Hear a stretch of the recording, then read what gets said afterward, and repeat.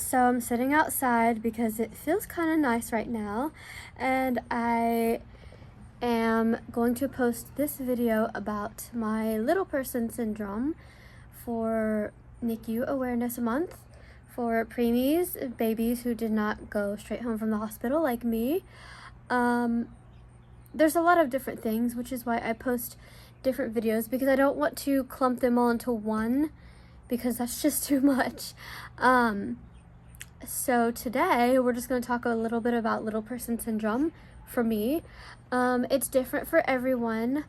I am under the category of proportionate dwarfism, so it's not like a genetic condition.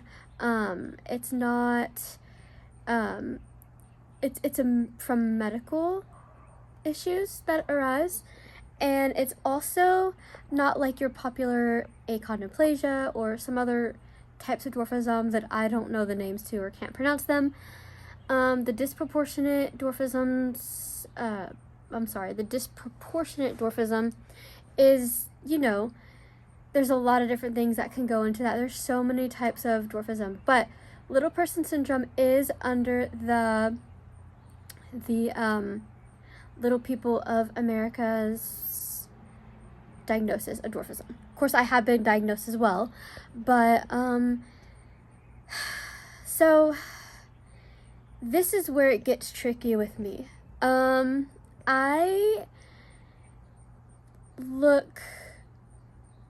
It depends on the day. Like, if I put on makeup, people kind of know. They either think I am wearing makeup too young, which I think is kind of funny.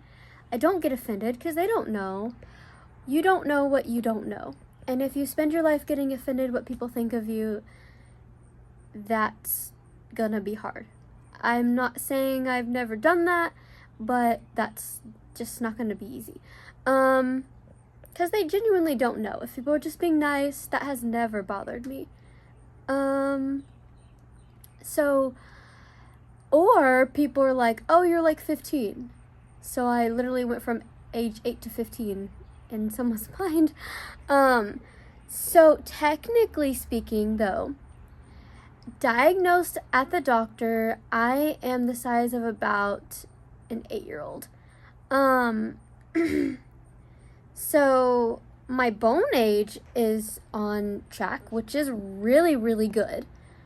So we don't have to worry about that. I do have skeletal issues. And I don't talk about this a lot because it's something that I try really hard not to focus on. And it doesn't limit my life. Like, it doesn't stop me from doing the things that I want to do and need to do. But I am actually have pain every single day of my life. Like today, I have pain in my spine and in my legs. I don't have pain in my legs every single day, but today oh my goodness, my allergies are weird. Sorry. But today I'm definitely experiencing that. That's not abnormal. That's just kind of how it happens. But I would say the most pain is definitely in my spine. I now have severe scoliosis, and the orthopedic doctor said there's no cure for this. Like, I can't wear a brace because I'm not gonna grow. I don't want to wear a brace anyway, but if something was going to help pain, she just laid out all the options. There's no cure. They cannot do surgery because that's dangerous. Like, her words were literally, quote, "there is no cure," quote. So I just have to keep on doing what I'm doing. I would say that there are times that I don't have as much pain, so I'm not saying I'm in severe pain every single day from when I wake up from when I go to bed. But I am being honest by saying I do have quite a bit of pain every single day, that I do things to eliminate it as best as possible, as much as I can. But that's just part of being a little person. So while being a little person is amazing, there are definitely challenges to it. But I will say I would not trade being a little person for anything. Like, that's why we call it is dwarfism. What I have is dwarfism, but it's also, we also tend to call it little person syndrome, because it is medically, it was diagnosed as a medical condition, not as a genetic condition. And it can cause a lot of confusion sometimes, like, oh, you have dwarfism, you're tiny, but, you know, so that's kind of what we learn and how we go about that.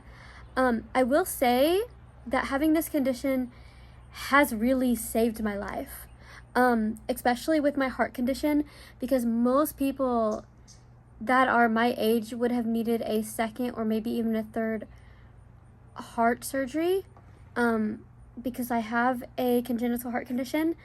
It was repaired when I was a year and a month, oh my goodness, I'm sorry, a year and a half. But, you know, if I were a typically size 30-something-year-old, I may not be doing as well in the heart department that I am. I'm not saying I wouldn't, but every single pediatric cardiologist that we see says I've not grown out of my heart surgery, and we don't think I ever will, which is amazing news.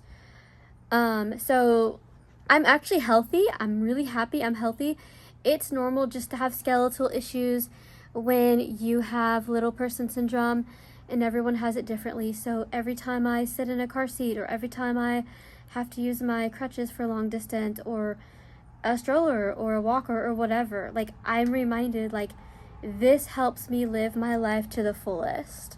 So I have shown pictures of me with my nieces when we were like the same size. There's some pictures of me at the eye doctor standing on the chair so I can see the eye chart, because I may look like I can see it, and there are times that I can, but there are sometimes it's too high and looking up is hard for me. So yeah, we accommodate that. You know, just a few pictures of me being little, just to kind of show what it's like being a little person. I'm sorry, someone just passed by.